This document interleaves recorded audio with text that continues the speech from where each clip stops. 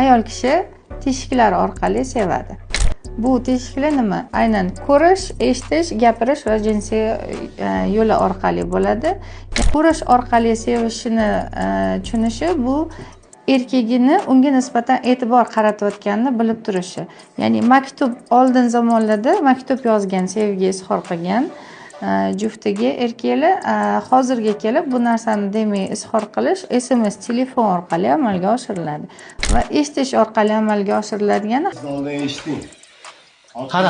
har bitta ayol uchun erkalab chaqiriladigan o'ziga xos bo'lgan xususiyatli ismchasi bo'lishi. Og'iz orqali qabul qilishiga kelsak, bir og'iz ko'lni so'radi. Olib keldim.